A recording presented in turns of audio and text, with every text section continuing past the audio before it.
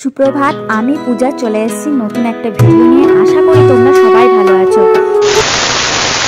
আজকে ছিল গলুর vaccination day, তাই আমি সকাল সকাল উঠে পড়েছি আর উঠেই রান্নাঘরে চলে এসেছি। আর যেগুলো শুকনো বাসন সেগুলো আলাদা করে রাখলাম। এরপর বেসিনটাকে আমি ভালো করে পরিষ্কার করে নিলাম। শুকনো বাসনগুলো এই জায়গাটাতে আমি রাখবো বলে, যেখানে বাসন ধুয়ে রাখা হবে সেই জায়গাটাও আমি একটু ভালো করে পরিষ্কার করে নিলাম। এই কাজগুলো খুবই আমাকে জলদি করতে হবে। তারপর আমি চলে গেলাম, দেখতে পাচ্ছ এখানে আমি ছাঁচি পেঁয়াজ নিয়েছি। ছাঁচি পেঁয়াজটা আমি ভালো করে মিক্সিতে পিষে তার রসটা বার করে আমি মাথাতে লাগালাম। আগের দিন দেখতেই পেয়েছো আমি চুলের একটু চর্চা করেছিলাম, তারপরে তাতে একটু চুল পড়াটা কমেছিল। তাই এখন আমি শুনেছিলাম যে ছাঁচি পেঁয়াজের রস লাগালে চুল অত পড়ে না আর নতুন চুলও গজায়। তাই আমি ভালো করে ছাঁচি পেঁয়াজের রসটা মাথাতে লাগিয়ে নিলাম। ঘরোয়া টোটকা বানাতে সত্যি আমার খুব ভালো লাগে। পর আমি যে ব্যাগটা নার্সিংহোমে নিয়ে যাব তাতে আমি গলুর সব জিনিসপত্র বললাম, একটা ডাইপার, একটা রুমাল, গলুর একটা জামা, ওয়াইপার, জলের বোতল আর যা লাগে আমি সব কিছু ব্যাগের মধ্যে ভরে রেডি করে রাখলাম। এদিকে বালকনির গাছগুলোতেও আমি সকাল সকাল জল দিয়ে দিলাম।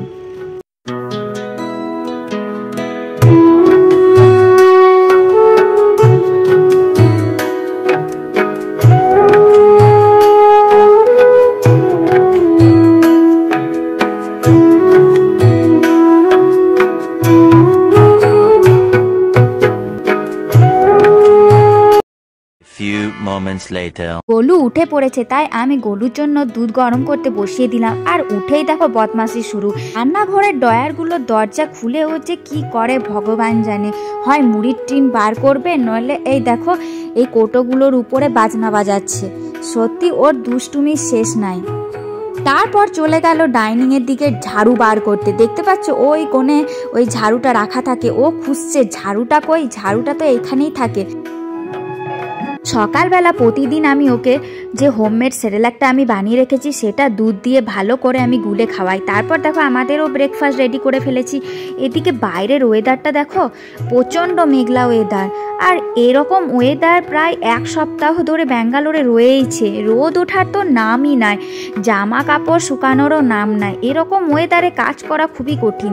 আর এদিকে দেখো লাঞ্চে আমি ওর জন্য বানিয়েছিলাম ডালিয়ার খিচুড়ি। গলুকে লাঞ্চ করিয়ে স্নান করিয়ে আর ভালো করে আমি রেডি করে দিয়েছি। আর এই ফাঁকে আমরাও লাঞ্চ সেরে ফেললাম, কারণ আসতে অনেক দেরি হতে পারে, তাই খেয়ে দিয়ে যাওয়াই ভালো। আর দেখতে পাচ্ছ আমি আর গলু রেডি হয়ে গেছি নার্সিংহোমে যাওয়ার জন্য। এরপর গাড়িতে চেপে আমরা নার্সিংহোমের উদ্দেশ্যে বেরিয়ে পড়লাম।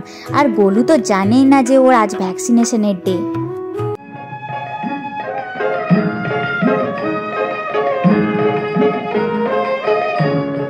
আমার আনন্দ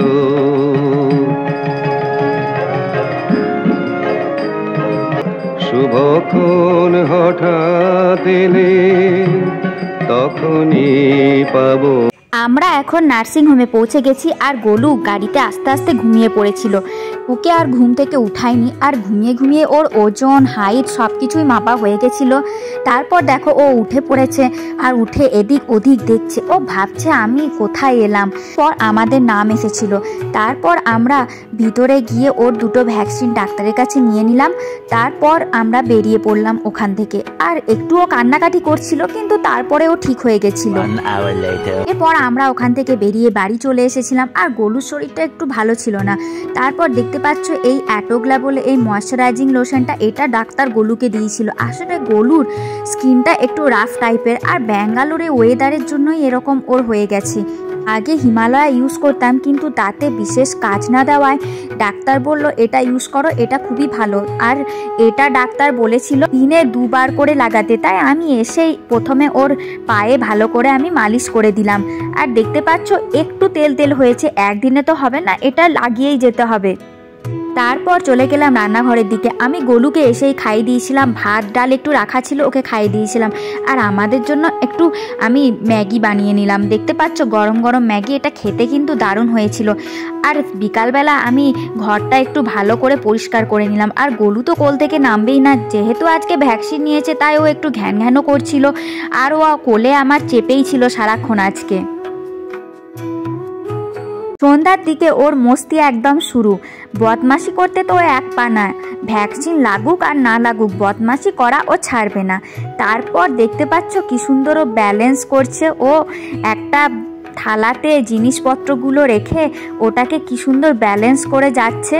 গোলুর এই দুষ্টু মিষ্টু ভিডিও দেখতে তোমাদের যদি ভালো লাগে তাহলে অবশ্যই চ্যানেলটা লাইক, শেয়ার আর সাবস্ক্রাইব করে দিও। টাটা, ভালো থেকো।